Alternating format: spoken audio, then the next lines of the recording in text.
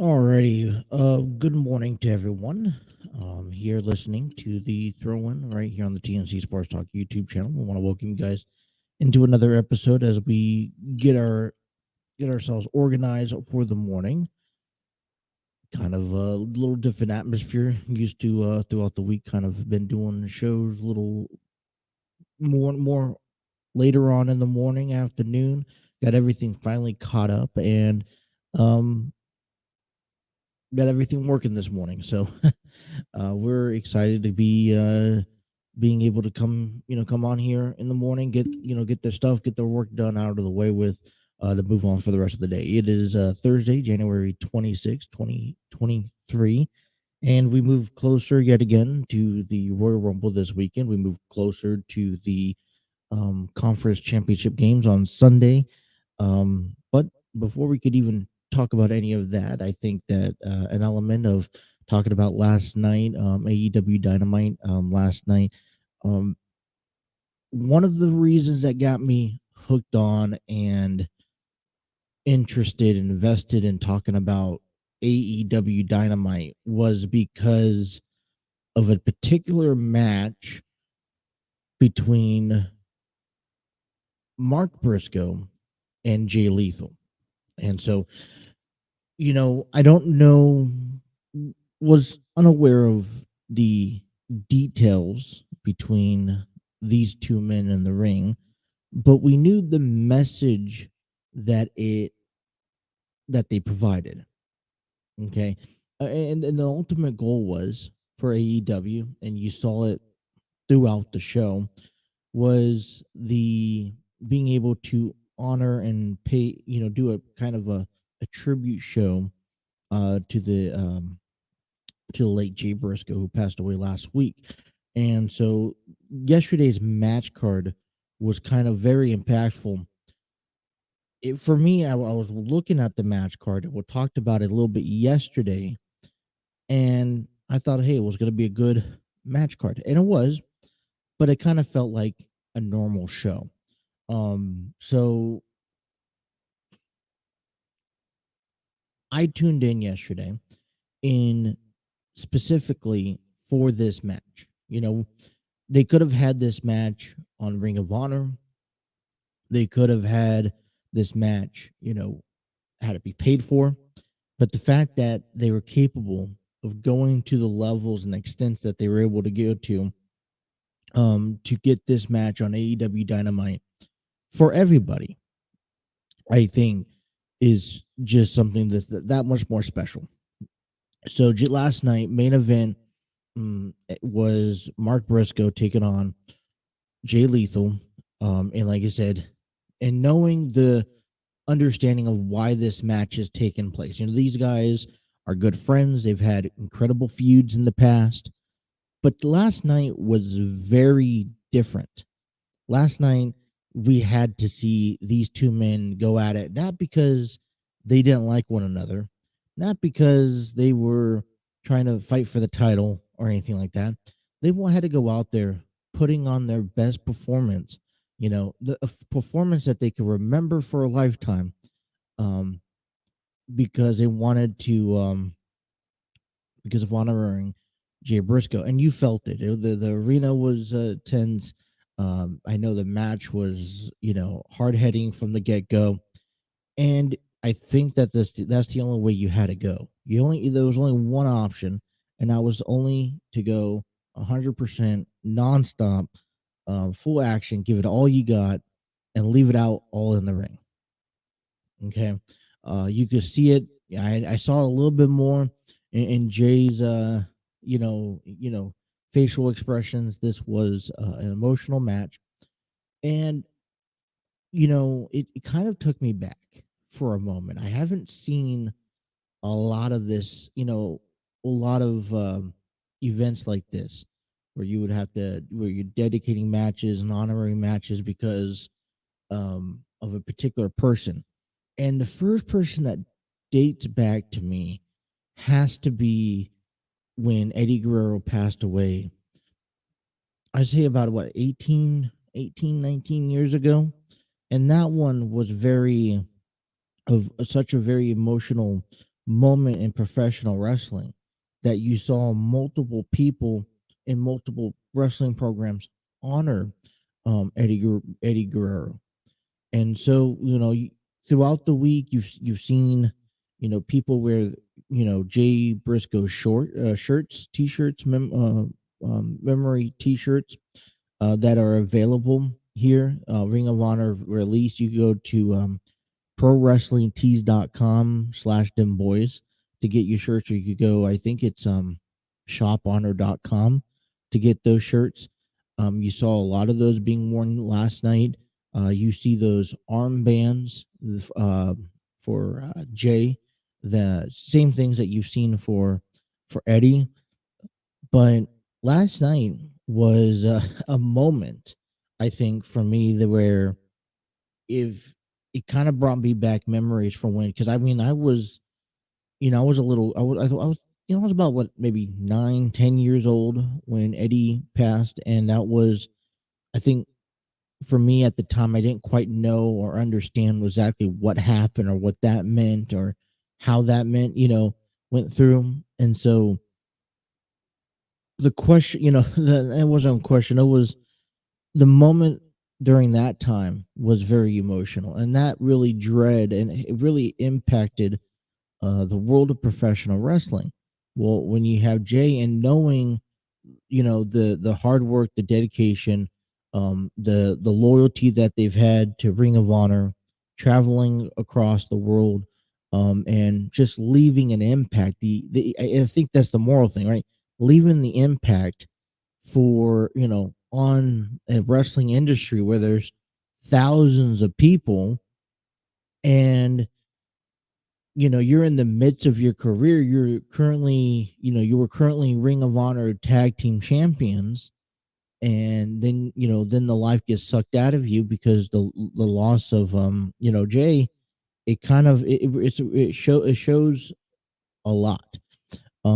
So, very emotional match. That's one of the reasons why I initially took the time to watch AEW Dynamite. And overall, it wasn't a bad show. I kind of quite enjoyed it. I thought everything was kind of mellowed out. I feel like for the first time getting a chance to watch AEW Dynamite, things were smooth. Seeing things just played out as they happened. They were segments divided up. There wasn't anything extra that you had to worry about, you know, happening along. Like every segment from the beginning, from the opening bell to the final match and the final farewell, was there to kind of every segment had a different story to tell, and you focused on that individual segment. You weren't throwing in, different storylines just because.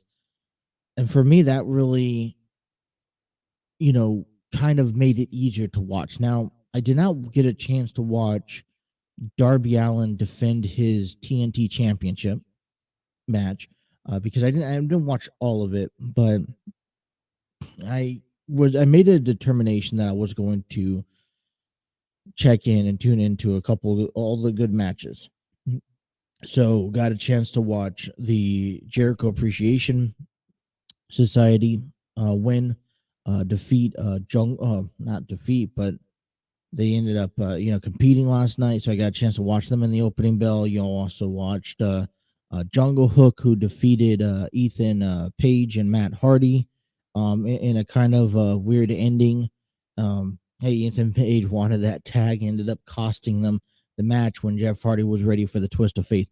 And then we saw Bryan Danielson and Brian Cage do battle, and when if you what I enjoyed about this feud between last night between MJF and Brian Danielson is that not only the announce team, which they've done a great job explaining into depth, into detail about you know how big this feud is starting to get, but they also gotten a chance to but you could tell in the match that Brian Cage legitimately was out to hurt Brian Danielson, right? Obviously, Danielson and MJF are looking in just a few weeks to get to a Iron Man match for that AEW World Championship match.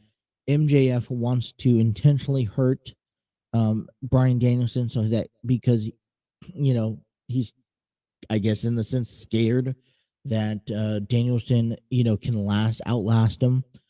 And so one thing after the other, and you get medical involved, and it brings the story and the feud just that much more richer. And I'm starting. I told you this at the beginning. Last couple of weeks, I haven't been impressed with the feud, with the title reign that MJF has had. I'm not very big about this feud between MJF and Bryan Danielson. And but things are starting to work out for me. I'm starting to find a little bit of room for appreciation for this feud. So we'll talk a little bit more about that this morning. I want to understand though the direction. One of the questions coming out of last night, and after everything being said and done, I kind of want to understand the direction moving forward with Mark Briscoe. He currently holds the Ring of Honor tag team titles. You know, um, there's going to be probably some time where he's going to probably be given, if needed, to take off, cope with his family, do what he needs to do. I wonder how Ring of Honor is going to handle that and the championship run. And also, throughout, I mean, I know they've had single careers a little bit here and there, but they're mainly known. Mark Briscoe's mainly known for his tag teaming time, with his brother, and so one of my things coming out is what's going to be next moving forward. When we had the passing of Eddie, he also, credibly had a singles career going for him at the time. And so you wonder, okay, Chavo could have his own singles career. Eddie, he would have been fine with it without him. Mark now is going to go into a singles career. And I wonder if that's going to affect him. How long will that last?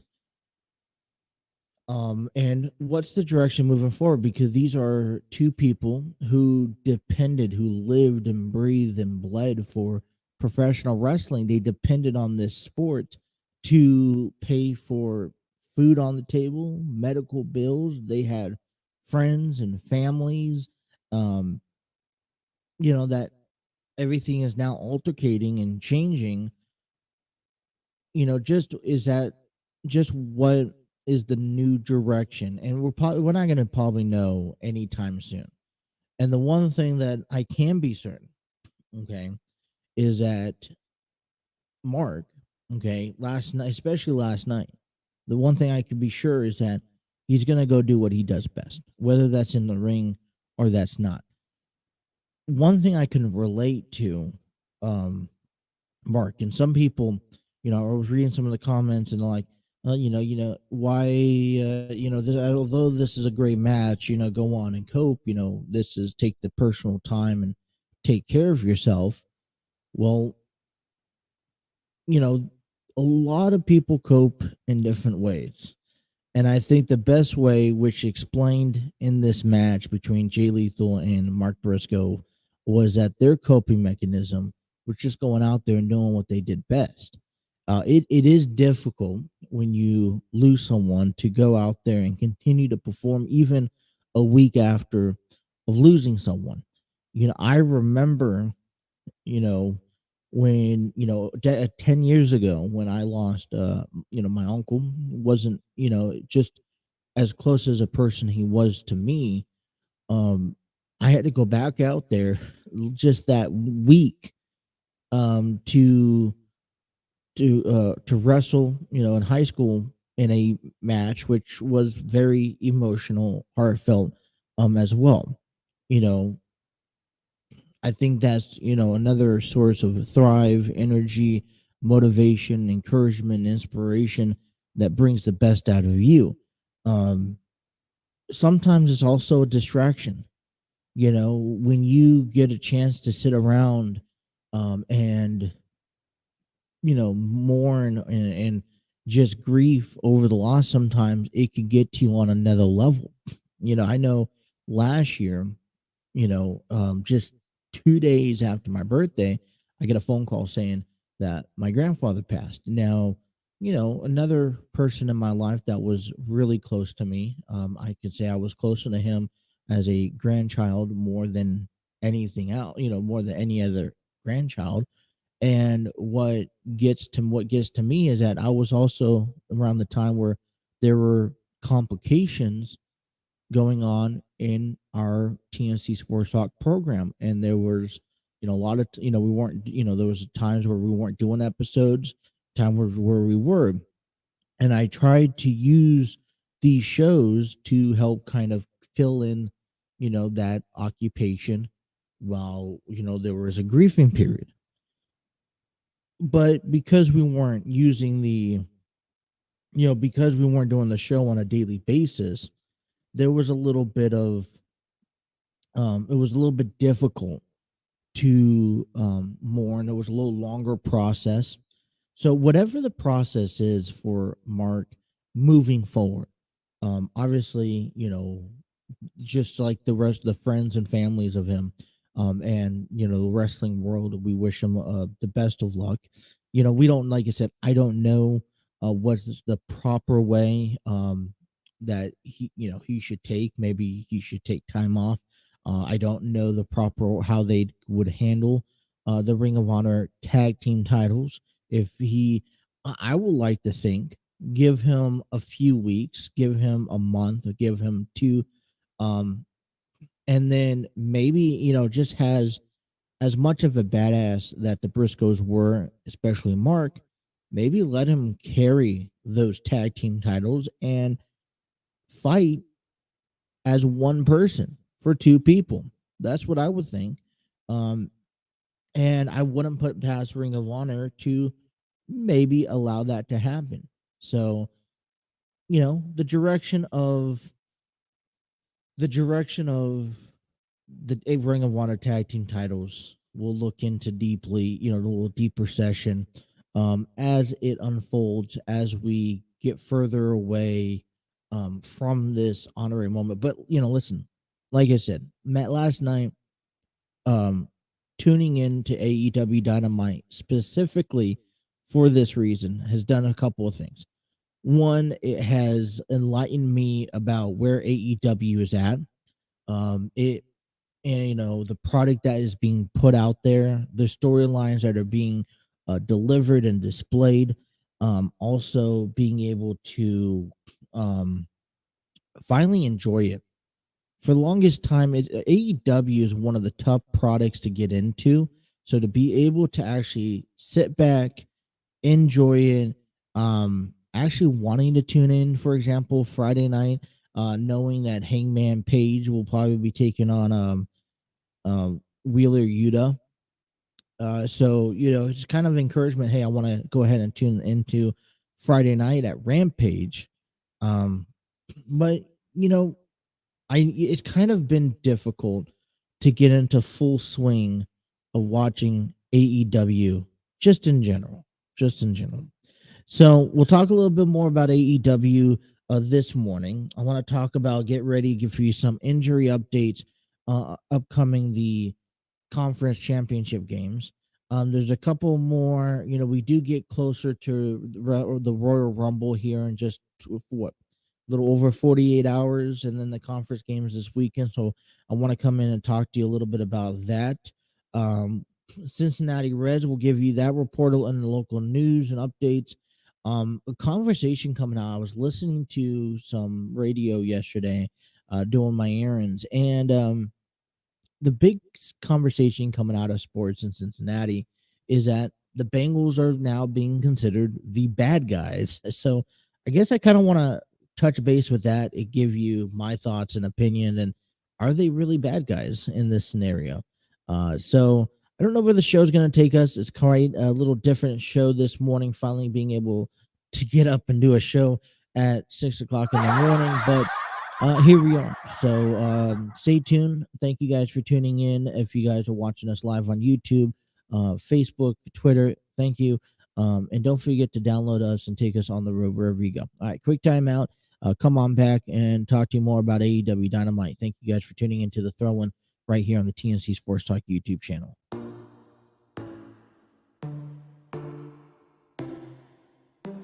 Inside your bedroom, we stopped counting the days, lost in the rhythm. Physical silence, no need to speak a word, laying here beside me. Don't wanna move too far,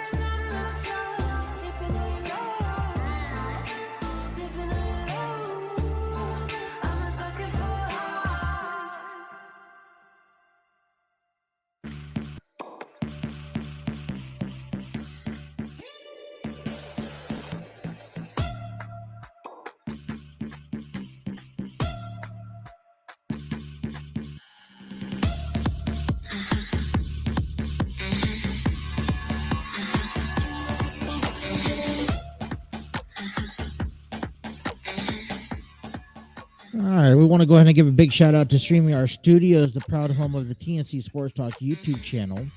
StreamYard Studios, where you could create podcasts, videos, host virtual business meetings, and even conduct interviews. Check out the free version today at StreamYard.com.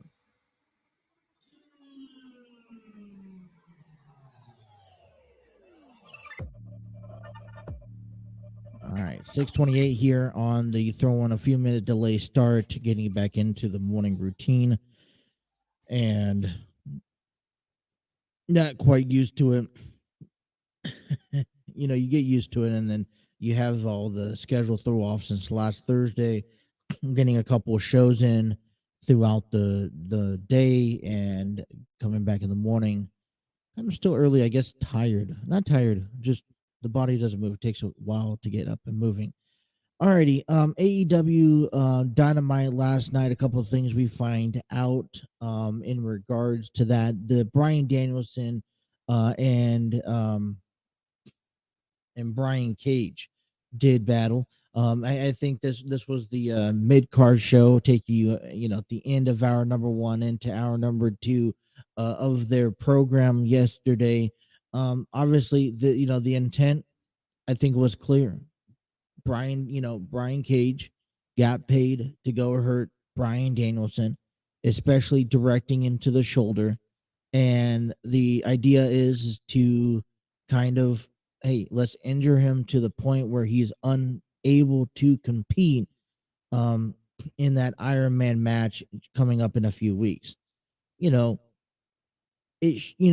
a MJF shows that he is most definitely in some sort of fear when he is not in control of Bryan Danielson.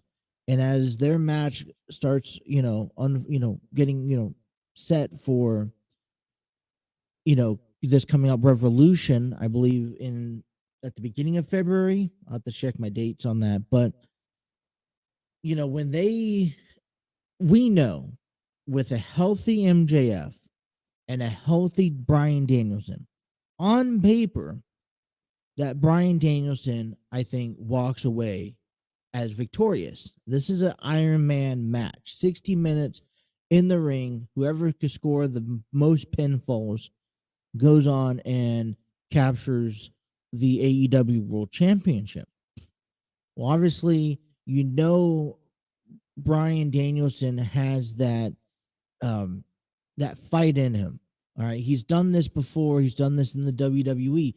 You go back to days when he's had to, fight against the authority, and he's had to deal with obstacles after obstacles after obstacles again. Well, he's going through that in the series of matches over the last few weeks, having to go through some of the best that has ever stepped in the ring, continuing into next week where he faces Timothy Thatcher, a big fighter, knowing his his fighting days and his pit days in the WWE and NXT, remember some highlights that he has strictly against guys like Tommaso Ciampa, who's another big dangerous person. So when you could get Bryan Danielson, when you have the power, and MJF has the power, right, as AEW World Champion, he has the power to do what he needs to do to get his opponents in the right shape mindset to defeat, to have the upper advantage of his opponent in the match by putting Bryan Danielson through hell. MJF thinks that. But see, Bryan Danielson is not just a regular, professional wrestler who goes in and competes weekly and goes home. You start relaying in history and his career, and you start going back and understanding that he's been through plenty of these matches before. He's had to go. Remember WrestleMania where Bryan Danielson's had to defeat Triple H in order at the beginning of WrestleMania. Only this was before they went 2 nights. He had to defeat Triple H and then go on to face, just to earn his opportunity to go on and face Batista and Randy Orton for the WWE Championship. What MJF is only doing is only, aggravating Bryan Danielson, unfortunately. Like, this is beyond stretch. He is aggravating the holy fuck out of Bryan Danielson. He's shown last night, and I think it was key that the camera and he was being interviewed about his condition, because yes, there is a shoulder. Regardless if the shoulder injury is real or it's not, you have a person who's been seriously damaged in the ring. It's supposed to put him down and maybe put him in a potential spot where he can't compete, and he keeps getting back up. Now, I would still tell you and still would encourage that Bryan Danielson, at any percentage, health percentage, he could still compete and he can still defeat on paper. I would take my odds against MJF. Unfortunately, I don't see this feud conclusion, here at Revolution, where Bryan Danielson gets the AEW World Championship. It's a tough case because I see that MJF needs more time. Okay. And he honestly deserves more time for what he's gone through to, with that AEW World title. But then Bryan Danielson, after going through hell and back, he also deserves some time. But honestly, I'm still thinking, I will like to see I like to see MJF win, and I think that's what's going to happen. I think the breaking point is that either it's going to be tied and they continue this out moving forward, or MJF gets that upper advantage. But either way, I think for as an AEW fan, you get at the absolute best. You really push Bryan Danielson to the peak of his abilities, and you finally show that display. He's had some great matches. He's been through a couple very intense and great feuds. He's a fighter, but not to this level. And I think both men will bring the best out of one another. I mean, MJF is already, after throwing on numerous of opponents, and like I said, coming up next week, he has to go on and face, another tough opponent. Will be making his AEW debut in Timothy Thatcher. We'll talk about a little bit of that next week. Another thing that coming out of AEW, okay, Hangman Adam Page, Jon Moxley. We know the story. Jon Moxley knocked out Hangman. Put Hangman to sleep to win the first bout. A couple weeks ago in Cincinnati, Hangman was able to return the favor, and now the score is settled, 1-1 each. And Hangman made it very clear they're in Dayton, Ohio next week. He will like a match with Jon Moxley to see just who the better man is. Now, I think here's the most important thing I want to find out afterwards, is that who needs this victory the most? Jon Moxley has already established himself through different promotions and through his longevity, what he's capable of presenting inside and out of the ring. Just like Bryan Danielson, Jon Moxley is a ruthless, fighter, and really will not go down until you really have to put him out. The problem is that if he goes on and wins the match, what does Moxley gain? Okay, maybe other than personal vendettas over winning a match against Hangman Page, especially since the series is tied. The first round, I understand. Hangman wanted a rematch. You're granted. I would understand. But now this third time around, what would honestly benefit a guy like John Moxley to winning this match. And this is where I say Hangman is more important in this situation because Hangman needs to, I think, is more important to win this match next week than Moxley is because, listen, if Hangman goes on and wins, and then he's going to be leveled up at the same rate, being viewed just as good as Moxley, right? His rankings goes up and all that stuff. What? But if he loses, I feel like if Hangman loses, he becomes an afterthought.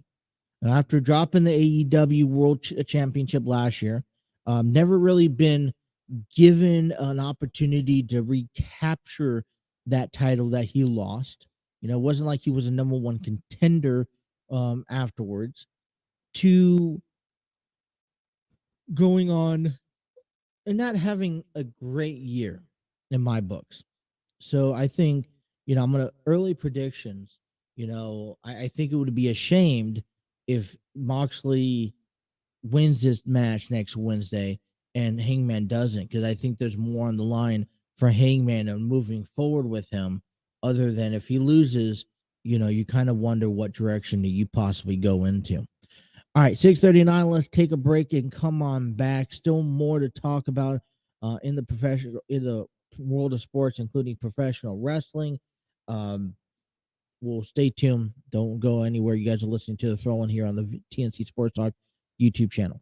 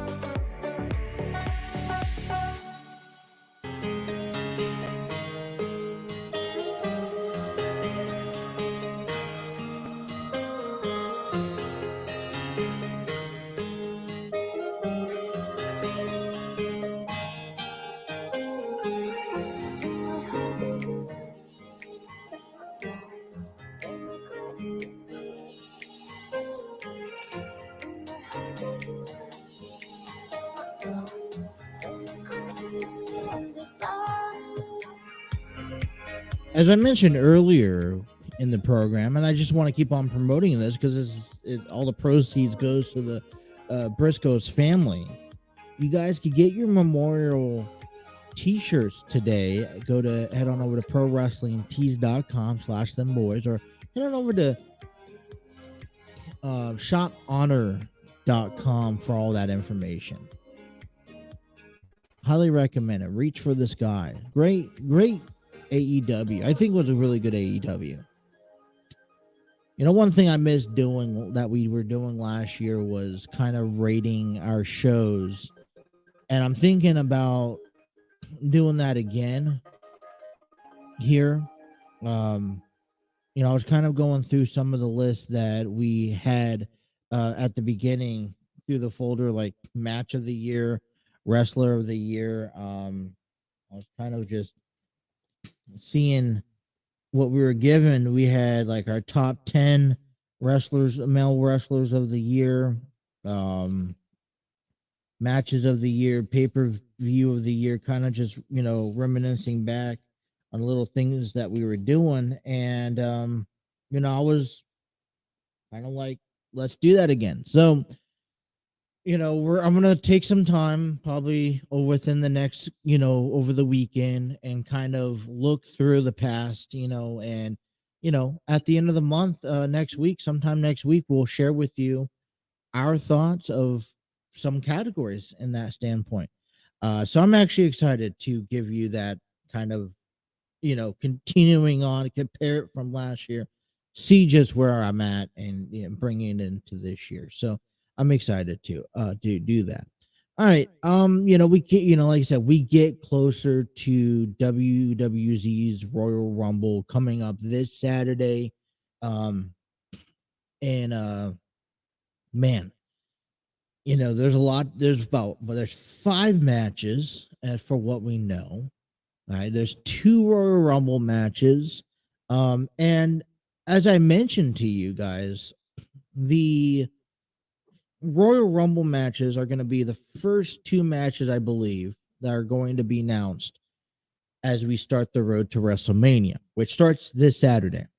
And yeah, we still have to get through tomorrow night on SmackDown, where I think the only thing coming out of it right now, and I'll have to look, is that the Bloodline don't want to see, or Roman Reigns and particularly don't want to see Sami Zayn until Saturday. So, we've already explained our concerns, our issues for WrestleMania. Now it's time to make our eyes set for the Royal Rumble. But there's other questions that happened on Monday night that I think we need to kind of bring to the surface for just a moment. One is realistically Austin Theory, who currently has the United States Championship, and I guess the question is, how does he deserve the respect from the locker room? And I think this is more of a broad, general question for his overall career so far. Is that, does he deserve the respect from the entire WWE universe? I remember I was probably one of the only guy in the group at the time that was in favor for Austin Theory.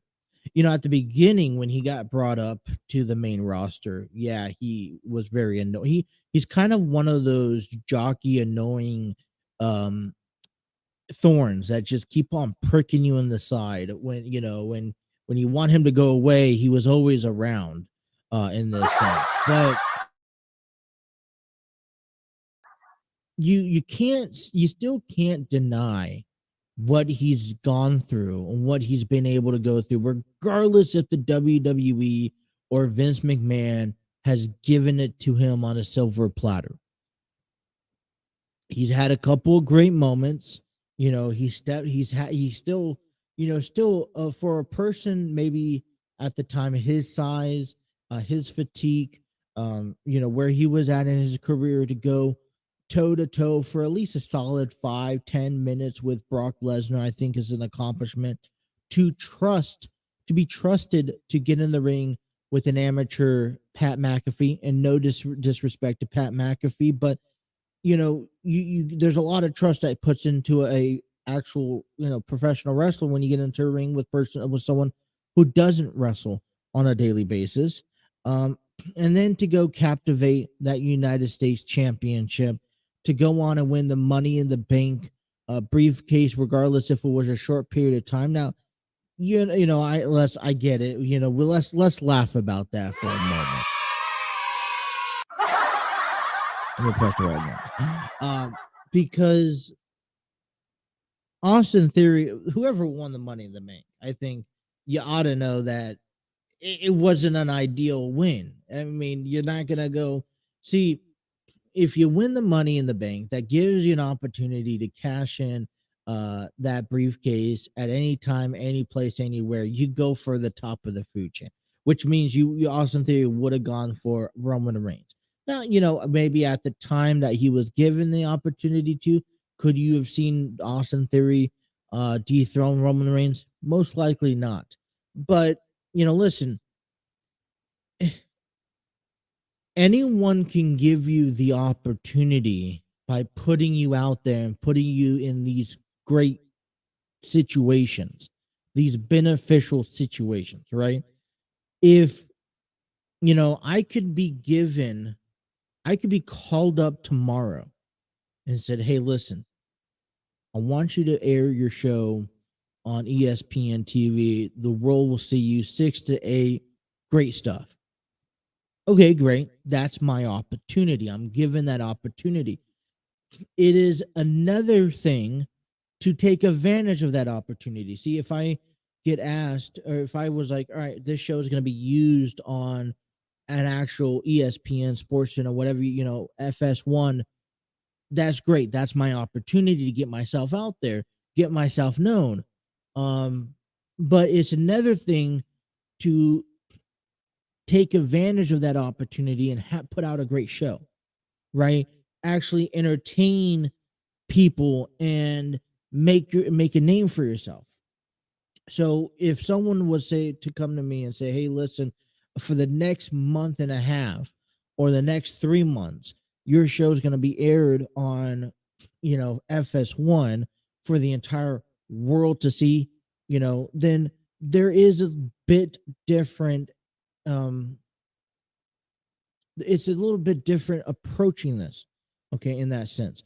Well, what I mean by that is that you would kind of, all right, let me cross my T's, dot my I's, do a little bit more extra work and make this a legitimate as best as possible. Right.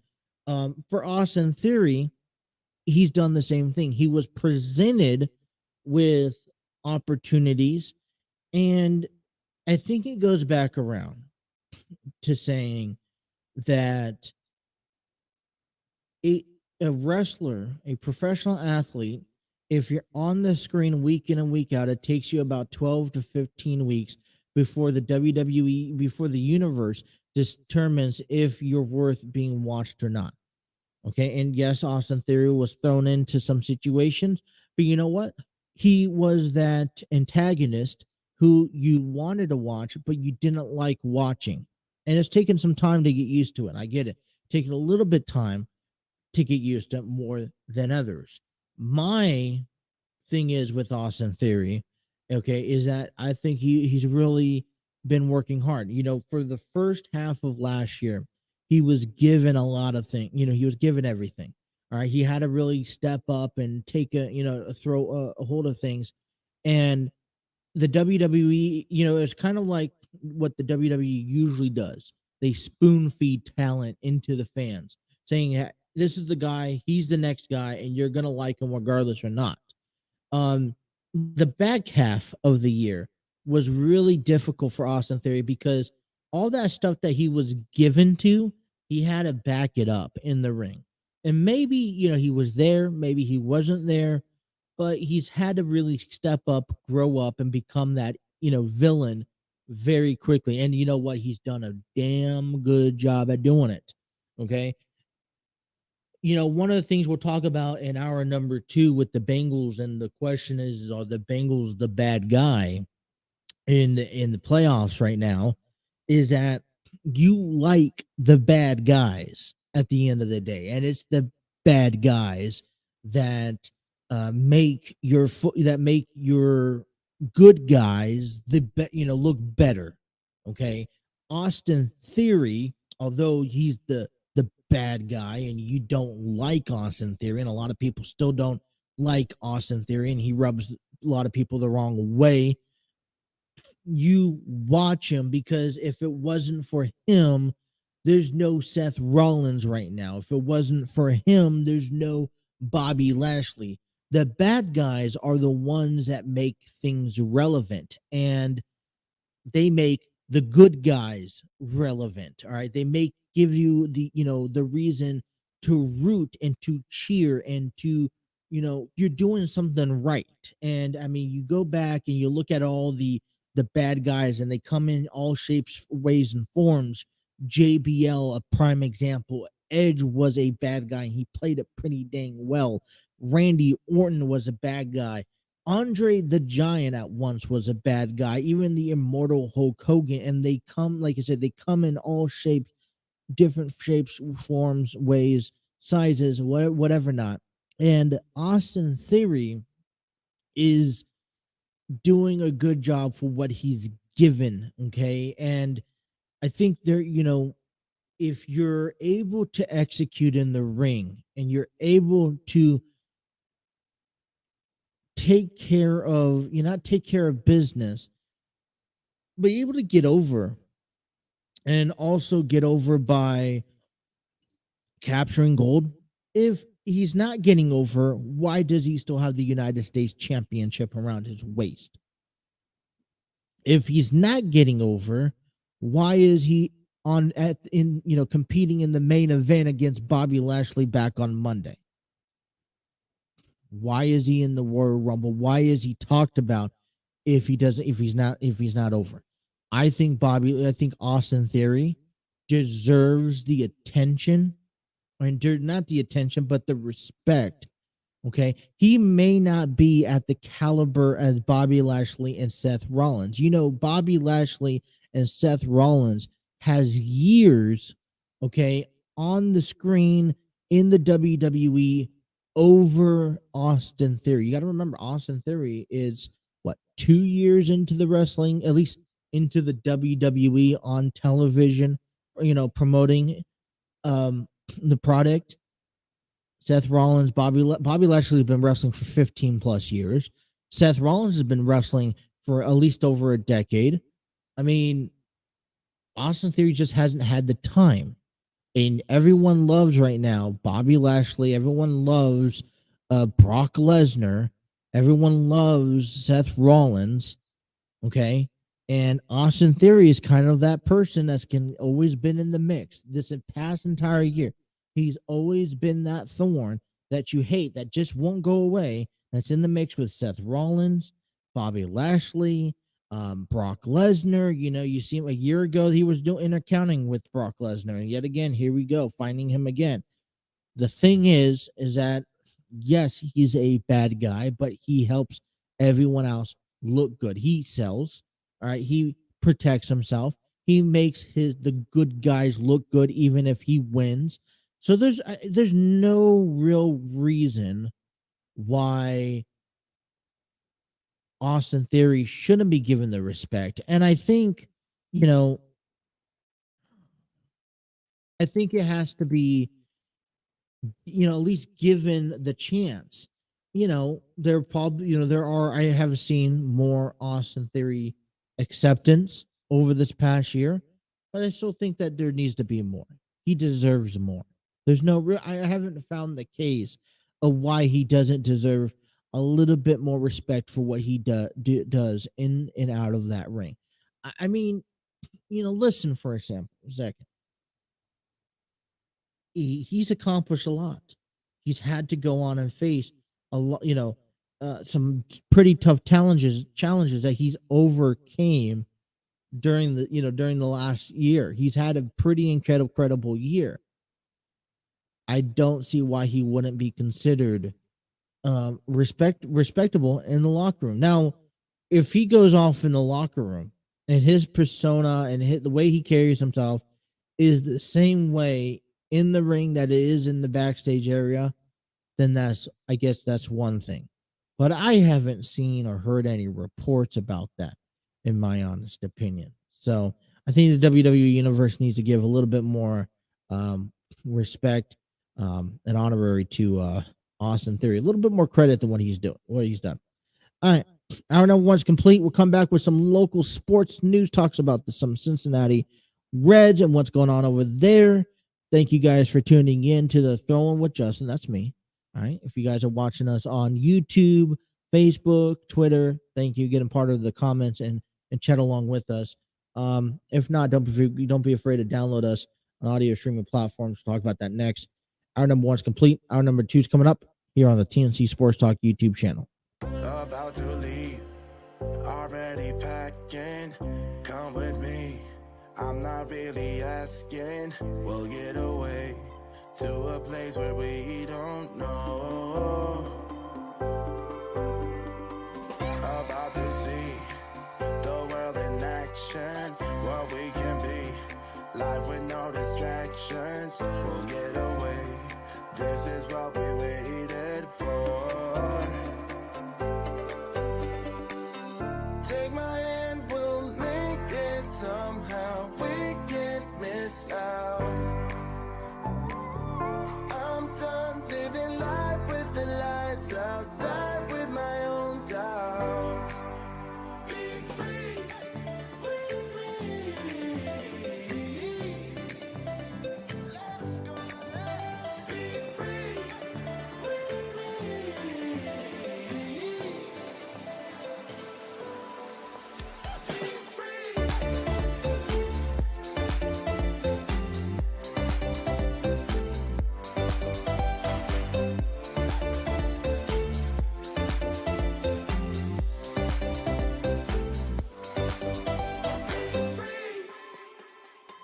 Not looking back, eyes on the freeway, Bonnie and Clyde, a classic cliche, we're on the run, this is what we waited for. Take my hand, we'll make it somehow, we can't miss out. I'm done living life with the lights out, die with my own doubts. Be free.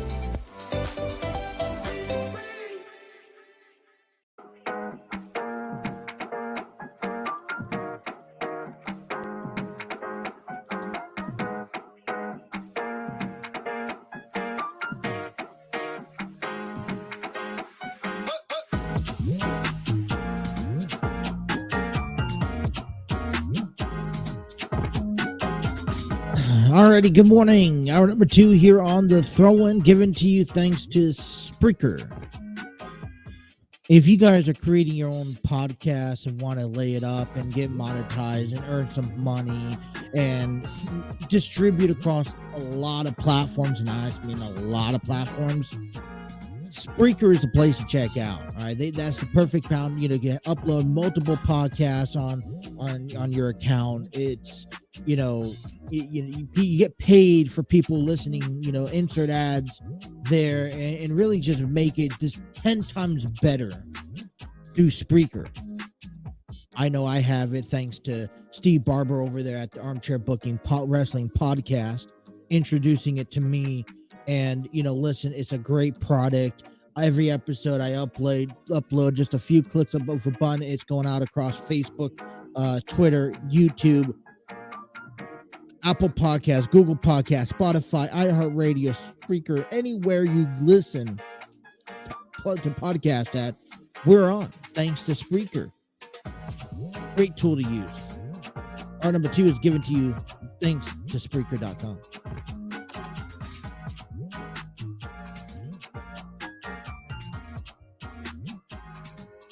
We'll be back again tomorrow to wrap up a week worth of sports, talking to you guys, giving our predictions about the Royal Rumble, which is coming up on Saturday. Also giving you our predictions about the AFC NFC Championship games coming up between the Cincinnati Bengals and the Kansas City Chiefs for the AFC. And then also you have the San Francisco 49ers taking on the Philadelphia Eagles. And I'll get to that in just a little moment in this hour, because I want to talk to you guys and give you guys an update about injuries and status. But we always got to give our due diligence around the world of local sports. And I got a chance to, it's kind of hard. There's a lot of sports teams out here. A lot of sports teams out here. I'm just trying to find my notes, so give me a quick second here. Had everything all loaded up. All right. So what do we know about the local sports teams right now, today, this morning, Thursday, January 26, 2023? Well, we do know that the Bearcats do not play all week. They won't be playing until Saturday against Houston at 2:15. All right, Kentucky Wildcats, who actually won back on Tuesday, will look to play Kansas 8 p.m. Saturday night. All right. Cincinnati Cyclones began a 3-game series with Newfoundland Growlers. And last night was just probably not the greatest night for ECHL hockey for the Cyclones. They dropped 6-1 in a loss with the Growlers putting up 3 shots in the first period. Now, I actually got a chance, and I didn't know about this. You could actually watch all hockey on TV. There's a subscription for it. I'm not paying that much. What I was been interested in, I found out last year, and I don't take advantage of it, is that I get a chance to watch or listen to hockey. Now, just like basketball and sometimes football, it's difficult to understand what's going on back and forth and getting the details for it. But, this is going to be a tough series because they take on the Growlers 2 more times, Friday and Saturday, as they present Star Wars night. They're going to have a very busy weekend for the Cyclones. And things aren't looking good to get things off. And it got very kind of a little bit tense last night after the game, where both the Growlers and the Cyclones standing on their side of the ice rink, staring each other down, kind of starting looking into potentially pushing and shoving. So if you don't have tickets yet, get tickets now. I'm actually this, because this is gonna roll over into Friday and Saturday night. I'd recommend going out to this game if you're looking for some really good action this weekend. I would say to kick off your weekend, head out to a Friday night's game. I think you'll see most of the action on Friday, a little bit on Saturday, but I think by the time Saturday comes, everyone wants to just get out of there and go on to the next set of games. So Friday and Saturday, puck drops at 7:30 against the Newfoundland Growlers. Now, listen, ECHL, not too much about hockey, but ECHL, the Newfoundland Growlers are at the top of the North. They're one of the best teams right now in their league of hockey. All right. It wouldn't be, Cyclones are having to face the best of the best. And, maybe it's a little salty. I was listening to it last night, and I think it was a clear image. You go lose 6-1 on the first game. Okay, you got 2 more games afterwards in in about 48 hours. All right, you got to get yourself ready for anything and everything in this sense. What I say by that is that the Cyclones, you can't allow someone to come in, put up 6 points, make a mediocrity of your team at home, okay, and let them get away with that. All right. So I think last night's standoff at the end of the game was more in design to say, hey, listen, you guys may have won last night, but come Friday and Saturday, we will be ready to play. And don't think of us as as a chip, as a walk through the park. You're gonna come in here onto our ice rink, and we're gonna give you a piece of our mind. We're gonna give you hell, and if you're gonna win the next 2 games, you're gonna sure damn well earn it. So, little intense games going on over there. Xavier Musketeers took on UConn last night, winning a close matchup, 82-79, a very big matchup for them. They had Musketeers are having some defensive issues. They're able to adjust and solve that last night's game. They move on to 17-4, 9-1 in conference, which is just listen, they're keeping it up. The thing is, solely, Boehm 21 points, 6 for 12 at the free throw, 5 for 17 for 3-point conversions. Colby Jones, 20 points. Big impact. Over half the points right there for the Musketeers in their victory. 8 for 16 at the free throw line, 3 for 6 at the 3 points. This is great momentum because they're going to head into the weekend facing Creighton, 12-15 on Saturday. But this is great momentum heading into a tough part of the schedule. If you're the Musketeers, you don't want to let up. You got to keep on putting on that gas pedal, moving forward. This is coming. They're going to come up to be a great couple games moving forward. I already talked to you guys about the Bearcats and the Wildcats playing this weekend as well. Cincinnati Reds continue their caravan week. Today's Thursday, so they will be in Huntington, West Virginia, and the East Tour Mall or East Tour will be displayed there at the Huntington Mall from 4:30 to 6:30 Eastern Standard Time, which means it'll be filled with TJ Friedel, Nick Northcutt, Casey Leguimina, Tommy Thrall, Nick Kahn, and Mr. Red. Now, keep in mind that both the South and the North Tour will have one tomorrow and then 2 on Saturday. So as that continues, we'll kind of break that a little bit more into it. I think at the beginning of the week, I was a little upset with the people who have attended, not the fans, but the Reds players who have attended. And I'm not upset with the Reds players. I'm upset with the amount of thought that the owners have put into this travel. This is designed to get people pumped up, excited, ready to go for spring training, for the regular season.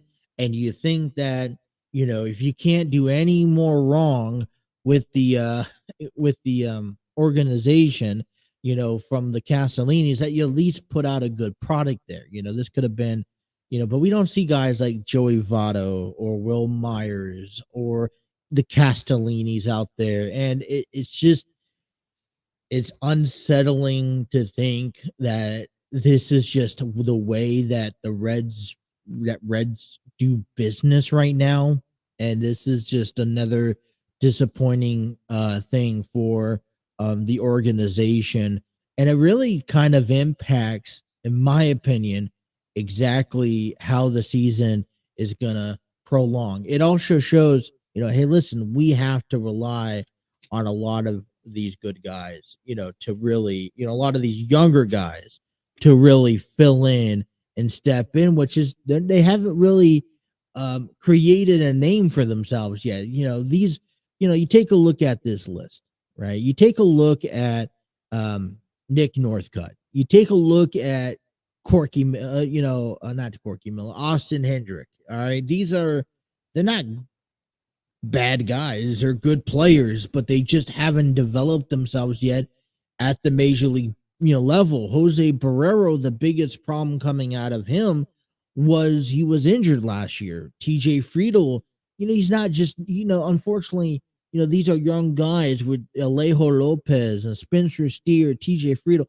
These are all guys coming up for, 1 or 2 years already in the big leagues. They haven't really done nothing spectacular to make a name for themselves.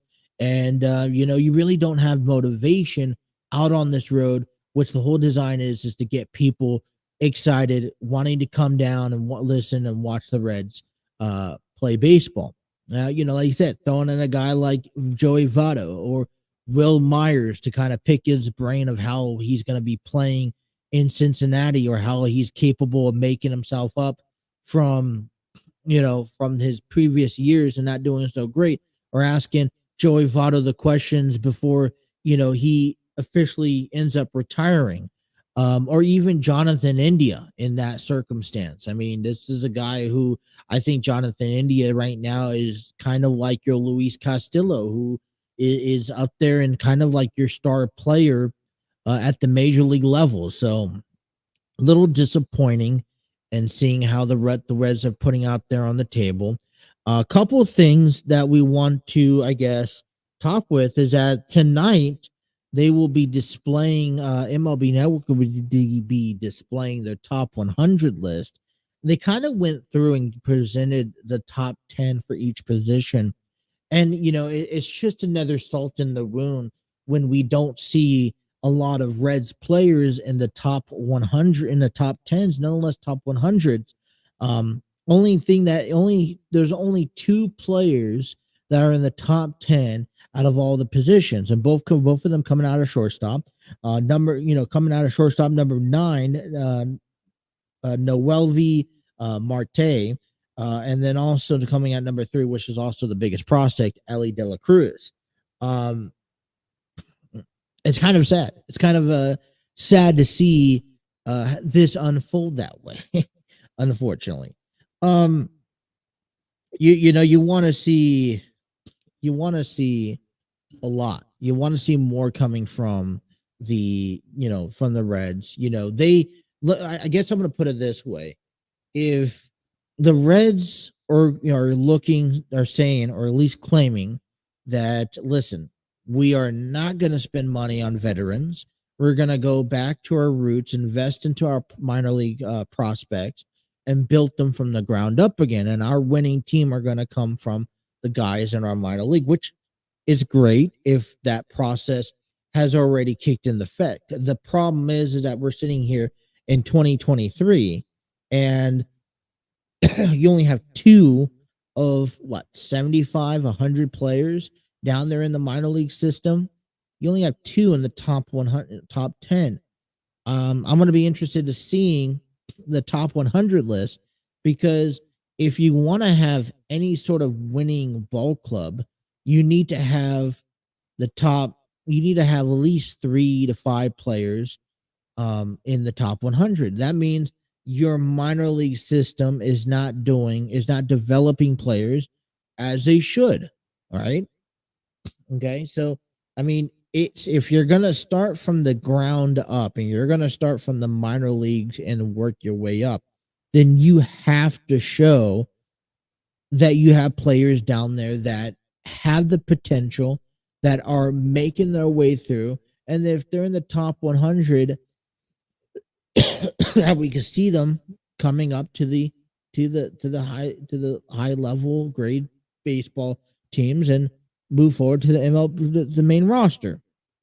And listen, it goes to show at the same time, I want to remind you that not every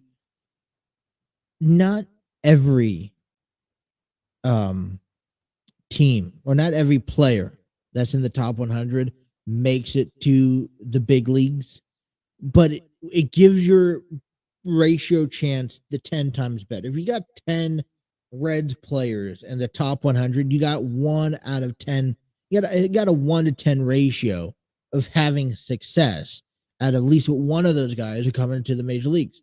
That's the game in the minor leagues right now for baseball. I don't think people understand the game, the strategy that you got to play. You got to risk your chips on the good guys. And no matter how many good guys you got or great performers you got maybe 1 out of 100 players in the minor league system that's going to be a star, that could potentially be a star. And that's not a big number. So, talking about one of your big guys, I want to cut to a break, but coming back, talking about one of the big guys expected to have a big year this year is Hunter Green. And I want to explain why and why he's going to break out, or how he should be an eye out to be a young ace for 2023. Also, we'll come back and with Joey Votto's injuries, we also deal with outfield options. So what are those? More still to come. You guys are listening to The Throw-In here on the TNC Sports Talk YouTube channel.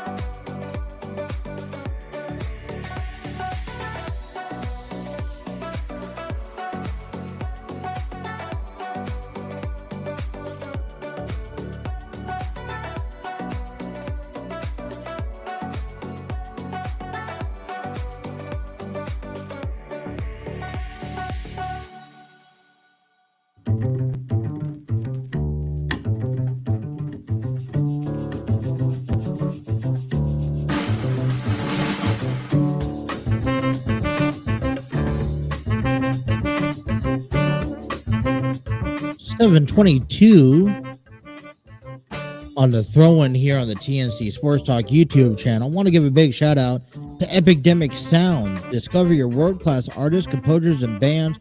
Find the perfect soundtrack and give your social media accounts the music they deserve. Epidemic Sound is a royalty-free music link. For more information, check out epidemicsound.com. Lost in Translation by Wendy Marcini and Elvin Vanguard.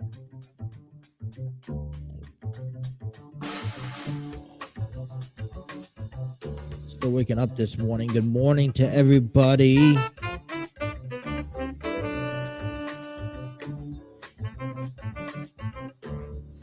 Just trying to catch up on some local news here.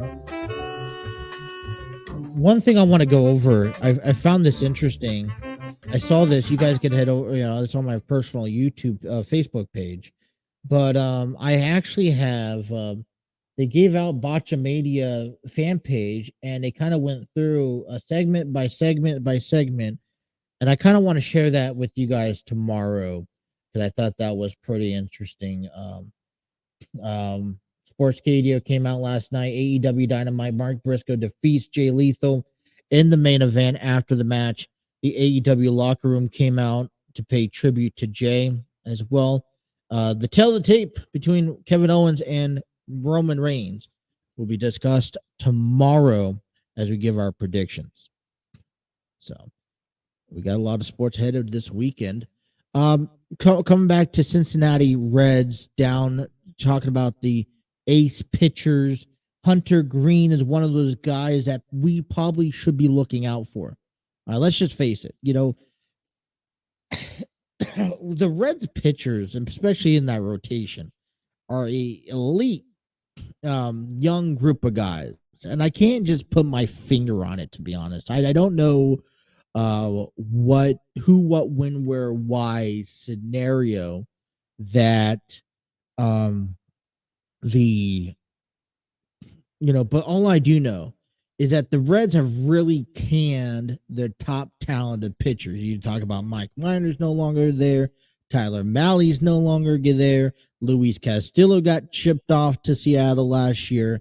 I mean, you really canned the opportunity for Cincinnati to have really great talent, which means now you're relying back from scratch. You're relying on these young 23, 24, 25-year-old kids who are still trying to find their own way. They're limited on pitch count. They haven't even gone through Tommy John surgery yet.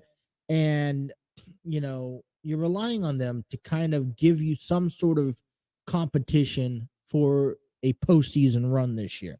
And that's going to be that way for the next couple of years. I kind of wish that, with whatever budget's capable of, you can pick up some sort of veteran. Most likely, if, like I said, if you're going to pick someone up, it's going to be right before the season, like literally days before the season. And then they're not going to be ready for another 6 weeks before you can put them out in a major league game.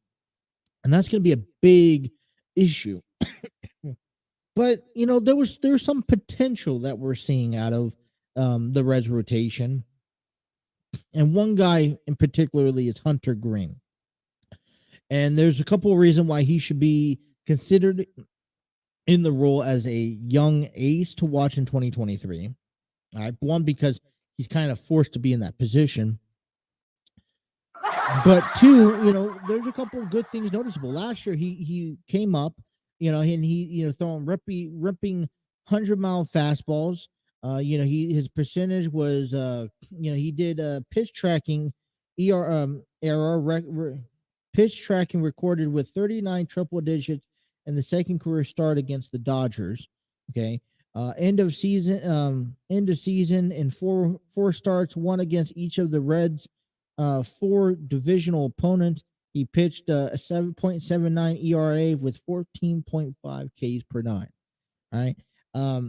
Listen, first start of the season, he was throwing 60% of his fastballs at, nearly triple digits, 30% of his sliders. He got lost. Man, what I say by that is that he got off to a great start in the season. All right. he got off to a solid start, and then when he gets long, with the fastball, and when people could finally catch up to the fastball, they started hitting it, so he had to adjust. Um, he was 0 for 35 in sliders, 48% of sliders. Moving, he moved halfway through the season, kind of leveling it out. One of the things that he was able to do at the end of the season was come back and be able to control. Hunter Green has the arm, which is fantastic. This is in comparison to Aroldis Chapman. I mean, this is a guy who could throw triple digits any given day in each and every outing, and he has the marks to be a really good ace pitcher. But to be considered an ace pitcher, you have to be able to also control. You don't just have the heat, but you got to be able to control. And that's what Hunter Green has been able to do, is control his at the end of last season. He was able to start controlling his fastball and started being able to mix it up, where he was able to give you a fastball and then slider, and you couldn't tell which one he was going to be more comfortable with. He got very comfortable with that 1-2 punch combination, that when you're up at the plate, he was able to strike out anybody. And that's what we need. We need someone who's capable. All right, you have the heat, maybe less control, but is capable of working on that control. Once you can work on that control, that fastball and the slider, and that those are consistently dominant, then you could go back and forth 50% of the time and be lights out. You're looking at a guy that has the potential to be just as good as Johnny Cueto, to just be good as Luis Castillo, who were at the top as ace pitchers in Cincinnati baseball. And I think the only downfall that I have with all of this, and considering Hunter Green being an ace pitcher right now, is the notion that the Reds are kind of maybe forcing him or anticipating that he's going to be this ace pitcher by opening day. You kind of are forcing him within 2 years to say, hey, get your head out of your ass and figure it out so that you can be our ace, because we need you to be our ace, because no one else down the stream is at that point yet. Nick Lodolo is not at that point yet. And if you had an opportunity at like Vladimir Gutierrez, well, he may very well be in the bullpen as a longevity guy. I mean, Luis Cessa, I don't think he's up at the area, and I think he's a perfect 4 or 5 spot slot holder, maybe even number 2. But I think there's going to be a lot riding on Hunter Green. That can be a good thing, or that can be a bad thing, depending how the season goes. And hopefully, I know injuries really hurt the Reds last year. The last thing you want is Hunter Green to go down with a Tommy John surgery. And that's really just going to put a damper to the Reds season this year. The other problem that the Reds are going to be having here, has to be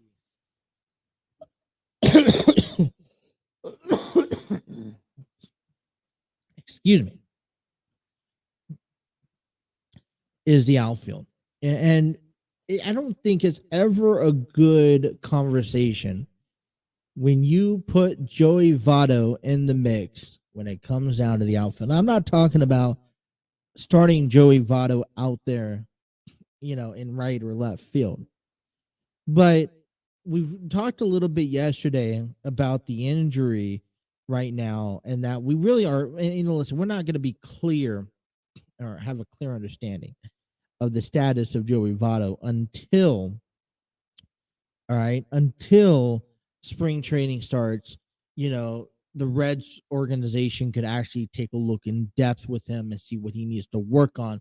But with the way that things sound like is that he may be missing some time, or he may be very limited on a lot of things, which means we have to start preparing ourselves for alternatives. Because if Joey Votto could at least swing the bat, then we are relying on Joey Votto to be a asset to the lineup, and more so the DH. Okay, the DH right now, I think it's fulfilled with either Joey Votto or Tyler Stevenson. I don't see a lot of them, a lot of the combination right there being both of them being played at the same time. And you may also have to rely on Votto sitting down and resting and being more of a utility guy coming off the bench, which means now that position at first base becomes available. And yes, you could throw Tyler Stevenson in there, and I think Tyler Stevenson, with you have Kurt Casale, you also have Austin Romine behind the plate, and I think you could utilize those two guys. But Tyler Stevenson is probably going to get the nod either behind the plate, the designated hitter, or first base. Now, I could see more behind, first behind the plate or designated hitter, but I think the Reds should really consider putting Tyler Stevenson at first base for throughout this spring training. The reason why I'm really big about Tyler Stevenson starting first base is because last year he got beat up behind the plate. And I feel comfortable with Kurt Casale.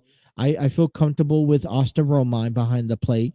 And unless you really need Stevenson behind the plate, maybe catching, maybe have him select one or two pitchers throughout the week, throughout the spring training to only catch two, and maybe if he's comfortable with catching only to, build that relationship with like Hunter Green, and every time Hunter Green goes out and pitches, then you have Tyler Stevenson in there. But in reality, right, you pay attention now to the outfield, which means you also have Will Myers, who that's the reason why the Reds brought in Will Myers. It was to help complete the outfield. Well, if Will Myers is being brought down to first base to fill in Votto's spot, I mean, how confident are you with the outfield positions right now? I mean, with Myers and, with Myers in right field, you got Jake Farley out there in left, and then you got Nick Senzel out there in center. Nick Senzel is already, injured, and we don't know the status until spring training, like I said. But then you got guys to rely on as Stuart Fairchild, Spencer Steer, Michael Ciani, Nick Solak out there in right field. And man, this is becoming already a situation or problem before the season is even started. So, the big question that we're going to address and face is how we are going to approach the utility guys off the bench, and how are we going to utilize Joey Votto, and what are our backup options for first base. I think the easy decision to make is to put Will Myers there, because on a day-to-day basis he's comfortable. But then that leaves you the problem with the outfield, right? So is it necessary? And, Votto's injuries have been back, and he has not had a healthy season. And it takes him probably until August or September to really put up some average numbers. So the question I guess I'm looking at is that if Nick Krall can afford to, can we or should we try to at least go after another outfielder? Okay, in the event that Will Myers has to be used, because you could always, develop more on some of these other guys. And then, I just feel like all the way around the board, though, you need just that one extra person. I've always looked at, all right, you need that veteran on the bench to help these younger guys on the field. right? A guy that could play infield. Then you have a guy that could. You have. I mean, if you're asking me, okay, if I'm being honest with you, I would ask for a veteran starting pitcher, a veteran infielder, and a veteran outfielder. Get the cheapest you got. Just get a veteran. So preferably someone who has been there and that can share the shine light on the younger talent that is currently on the field. That's my opinion. That's where I stand. That's where I think things should happen.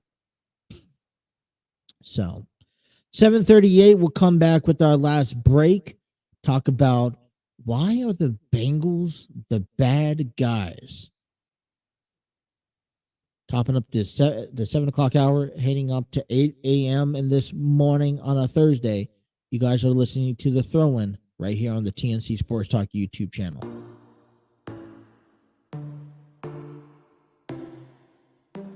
Inside your bedroom, we stopped counting the days, lost in the rhythm.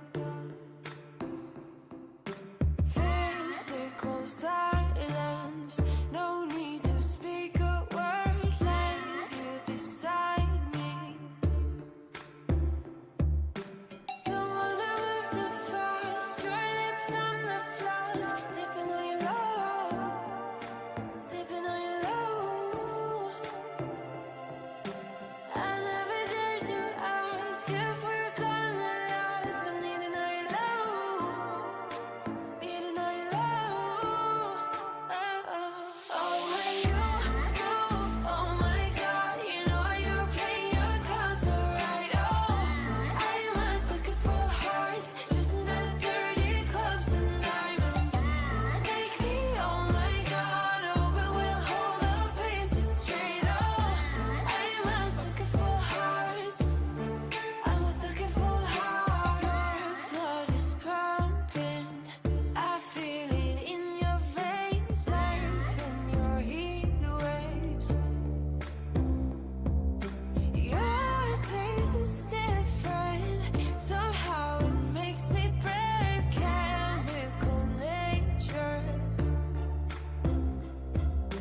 Don't wanna move too fast, your lips on the floor, sipping on your love, sipping on your love. Oh, when oh my God, you know you're playing your cards so right. Oh, I must looking for hearts, just in the dirty clubs and diamonds. Take me, oh my God, oh, but we'll hold our faces straight. Oh, I must looking for hearts, I was looking for hearts, hearts, hearts.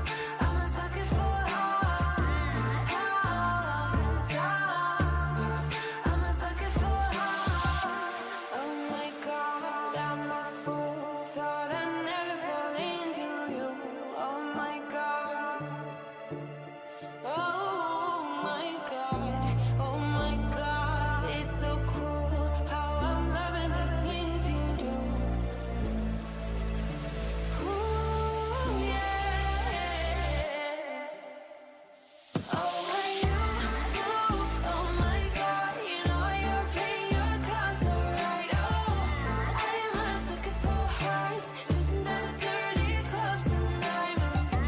Take me, oh my God, oh, but we'll hold our faces straight. Oh, I must looking for hearts, I was looking for hearts, hearts, hearts. I was looking for hearts, hearts, hearts.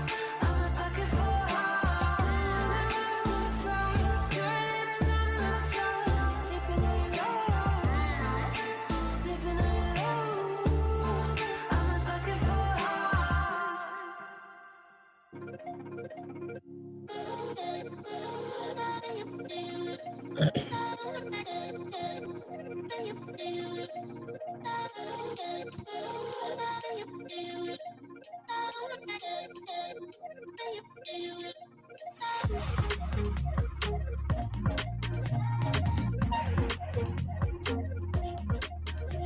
7:42. We'd like to give a shout out to our good friends over there at Armchair Booking Podcast. Armchair Booking Wrestling Podcast, my mistake. Join Steve Barber and Darrellin Davis as they break down news and highlights in professional wrestling. The Armchair Booking Wrestling Podcast is a weekly wrestling podcast found on YouTube and all audio streaming platforms. Go check out their latest episode, Why We Are Friends, at Armchair Booking Wrestling Podcast now.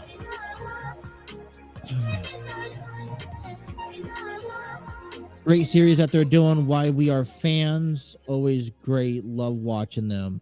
Armchair Booking Wrestling Podcast. There we go.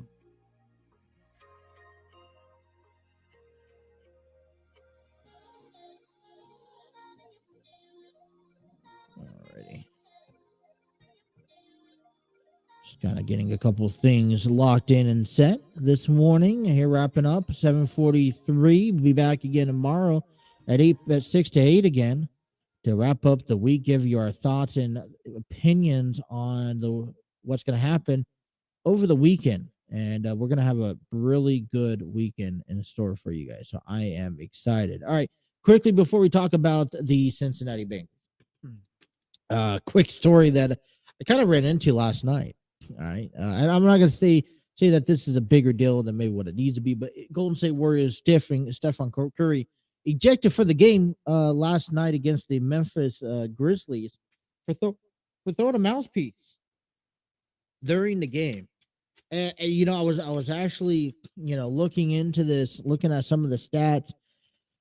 So the Golden State Warriors won 122 to 120 last night, but from a game, kind of like a game buzzer, point.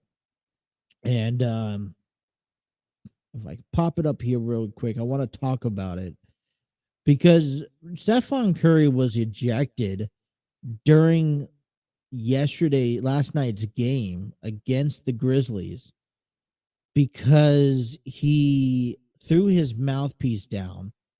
And apparently that reached, I was like, no, it's not going to happen. And so, I mean, and for me, I'm like, okay, what just happened? And like I said, if yesterday's scores ever want to pop up, that's where, the connection to Wi-Fi isn't always the greatest, or I had this sitting. I was looking at you had, John Morant putting up 29 points, Bane putting up 20. But, all right, I guess this was about because, so from my understanding, and correct me if I'm wrong, you guys basketball fans watch this game. So it was 122 to 120 final game, or final score. And it was a game, kind of like a game buzzer. I think Poole put up a 3-point to win the game. I think his second 3-point out of 6 attempts.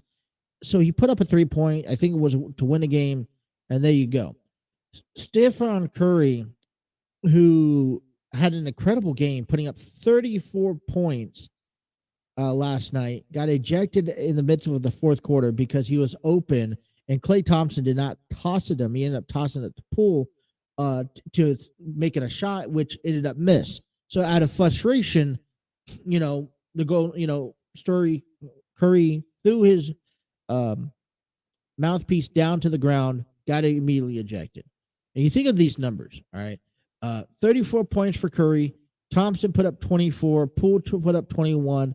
I mean, that's what, 8, 9.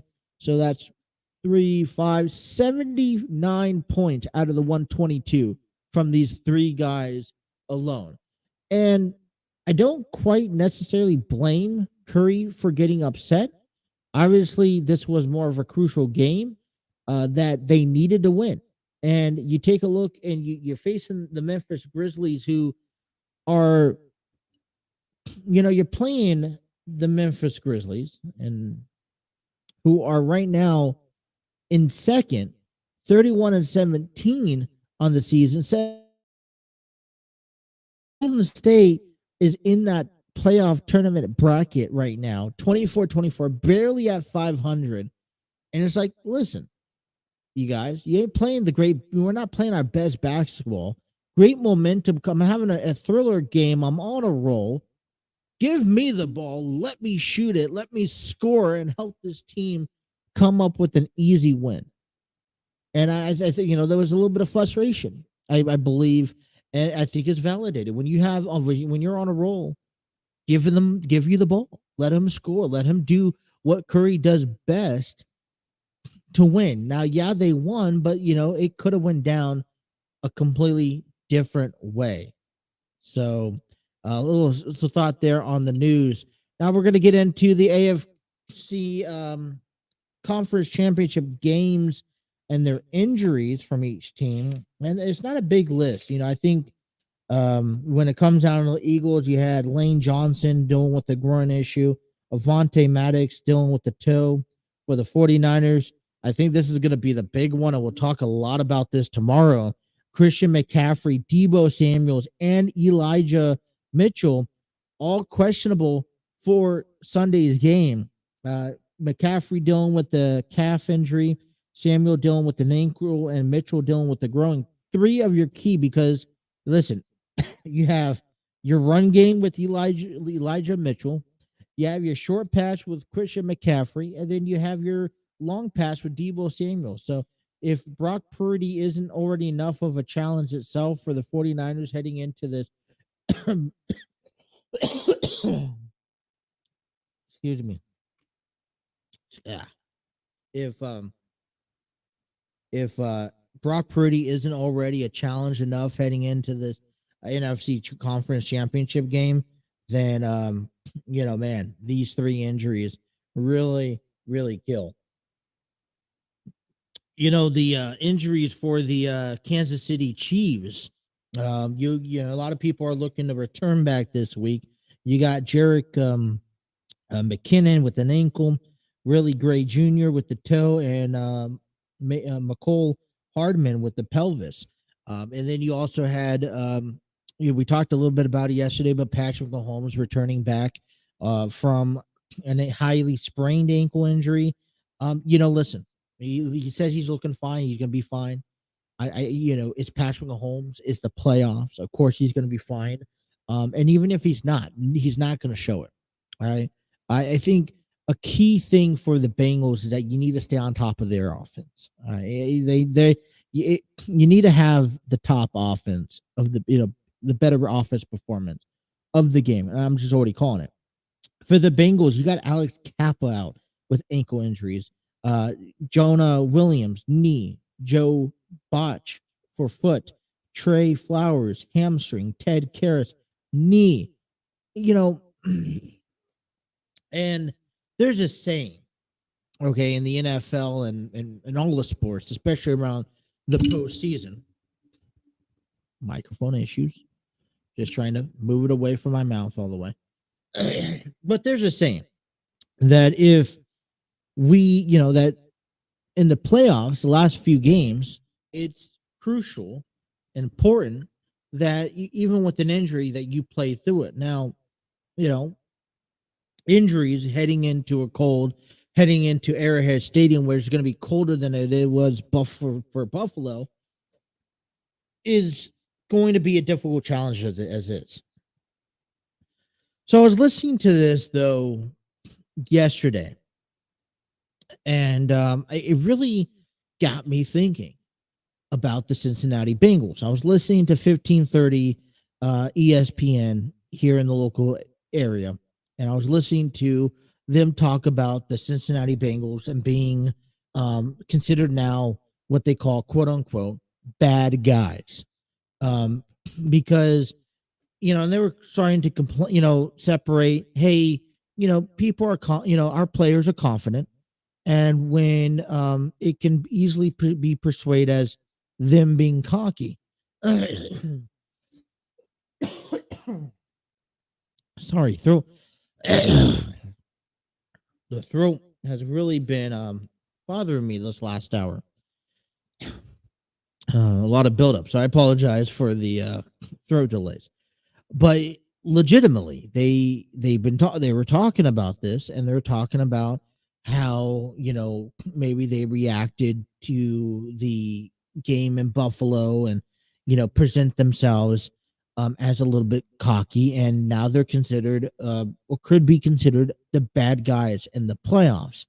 And I thought to myself, and I'm like, listen, I do feel, the Bengals haven't won anything yet. The Bengals haven't earned anything yet until they win the Super Bowl. And it's great to see them back in the AFC Championship for another year. And a lot of people could have predicted that already for another year. And um, I'm all for it.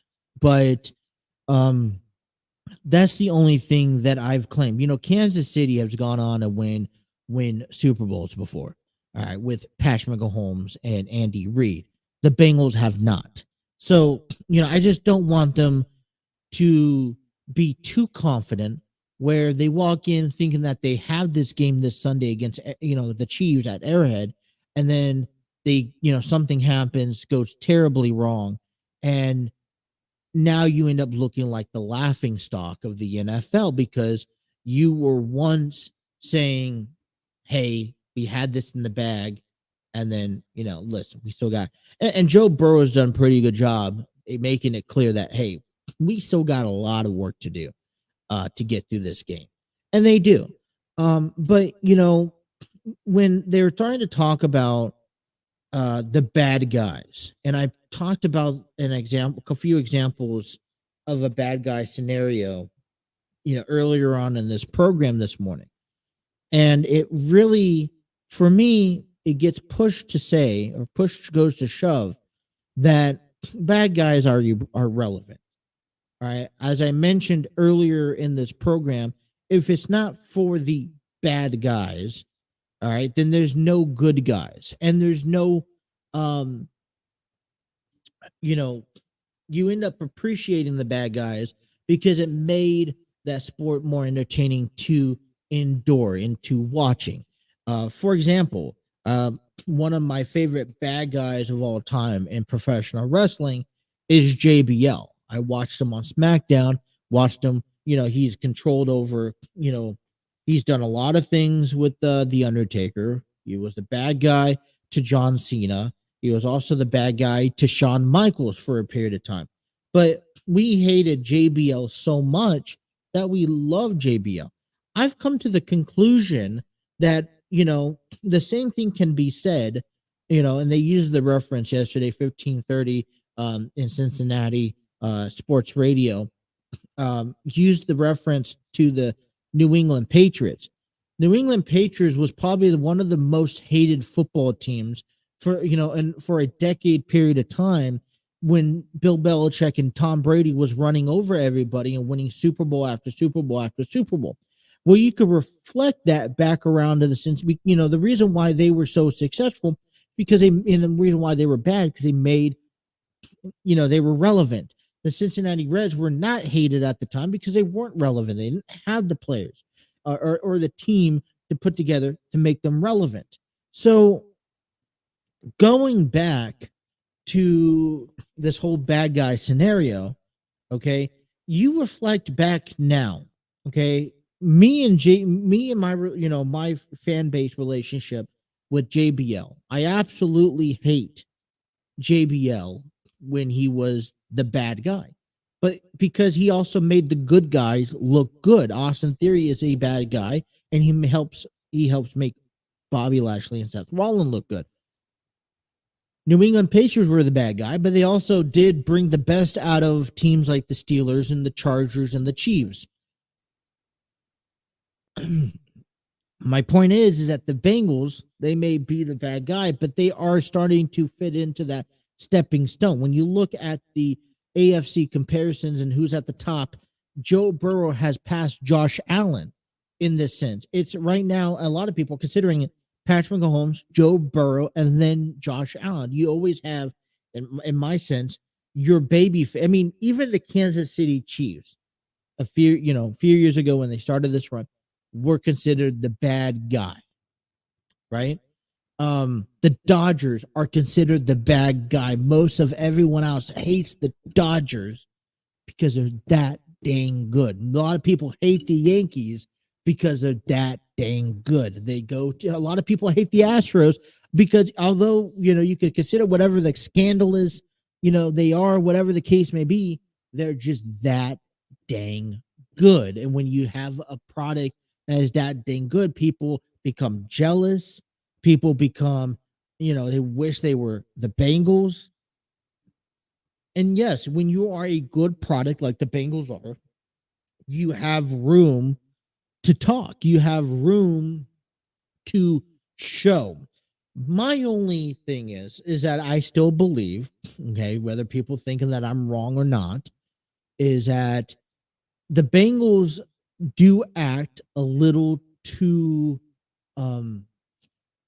not mystical, but too cocky over their attitude towards winning. Yes, there's a time and there's a place. And I would like to see the Bengals be a little bit more professional leading into, because, leading into this AFC Conference Championship game. Because yes, the Bengals have beaten the Chiefs multiple times recently. They've been on a nice 3-0 hot take over them. Yes, they have a lot of momentum going into this game, but they have yet to win anything yet. See, the Kansas City Chiefs have went to the Super Bowl, and the Kansas City Chiefs have beaten the 49ers and won the Super Bowl before. The Bengals have yet to win the Super Bowl yet. And until I think, okay, I will say this, and I'll leave it off of this. I think until the Bengals, okay, go on and win the Super Bowl, and that could very well be this year. I think that they need to remain calm, keep their cool, and say, hey, we're still out here to win something. And don't overreact. Sunday's game, they go on and they beat the Chiefs, brag a little bit, say, hey, we're back to the Super Bowl again, because not many teams who go into the Super Bowl and lose the first year go back again the next year. But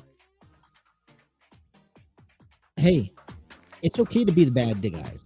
Makes you relevant, makes you it makes you that much more interesting. You are now a must-watch team into the world's eyes. All right, we're wrapping up another show here on the Throw-In on a Thursday morning. Thank you guys for tuning in, and you guys, please make sure you guys stay safe out there for any snow flurries waiting, and we'll look forward to coming back tomorrow morning and wrapping up a wonderful rest of the week. Hit that like, share, subscribe button on our YouTube page. Give us a follow on our Twitter and Facebook page as well. And don't forget to download us and take us on the road. Don't miss a single segment by downloading us on all audio platforms. The Throw-In. My name is Justin. You guys are listening to the Throw-In. We'll see you guys tomorrow here on the TNC Sports Talk YouTube channel.